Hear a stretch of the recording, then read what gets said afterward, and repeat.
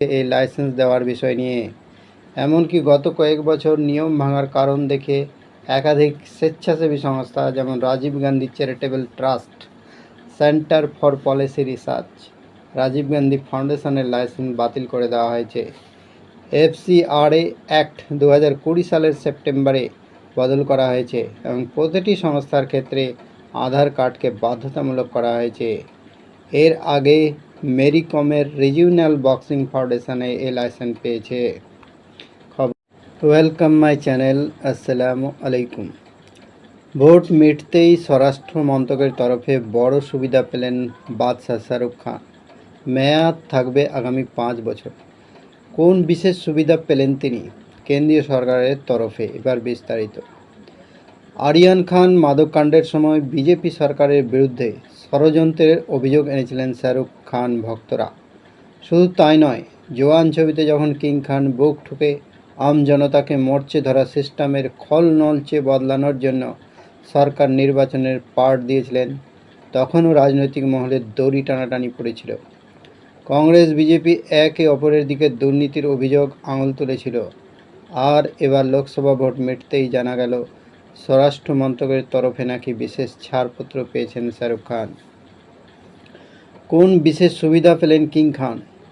স্বরাষ্ট্র মন্ত্রকের তরফে জানা গিয়েছে, বাদশাহ মীর ফাউন্ডেশন স্বরাষ্ট্র মন্ত্রকের তরফে foreign contribution regulation act licence বা FCRA লাইসেন্স দেওয়া হয়েছে, যার ফলে এরপর বিদেশ থেকেও নিজস্ব স্বেচ্ছাসেবী সংস্থার জন্য অনুদান নিতে পারবেন শাহরুখ।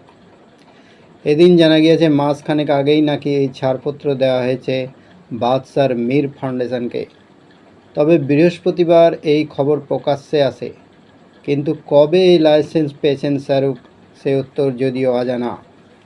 2013 সালে বাবার নামে মীর ফাউন্ডেশন প্রতিষ্ঠিত করেন বাদশাহ। সেই থেকে দেশের প্রত্যন্ত অঞ্চল থেকে শুরু করে শহুরে অ্যাসিড অ্যাটাক সারভাইভদের পাশে থেকেছেন তিনি। এবার সেই সংস্থাকেই বিদেশ থেকে অনুদান জোগাড়ের ছাড়পত্র দিল দেশের স্বরাষ্ট্র মন্ত্রক, যার মেয়াদ থাকবে আগামী 5 বছর পর্যন্ত।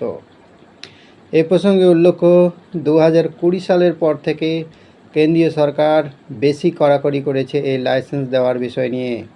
এমনকি গত কয়েক বছর নিয়ম ভাঙার কারণ দেখে একাধিক স্বেচ্ছাসেবী সংস্থা যেমন Rajiv Gandhi charitable trust, centre for policy research, Rajiv Gandhi ফাউন্ডেশনের লাইসেন্স বাতিল করে দেওয়া হয়েছে। FCRA অ্যাক্ট 2020 সালের সেপ্টেম্বরে বদল করা হয়েছে এবং প্রতিটি সংস্থার ক্ষেত্রে আধার কার্ডকে বাধ্যতামূলক করা হয়েছে। এর আগে মেরি কমের রিজিওনাল বক্সিং ফাউন্ডেশনে এই লাইসেন্স পেয়েছে।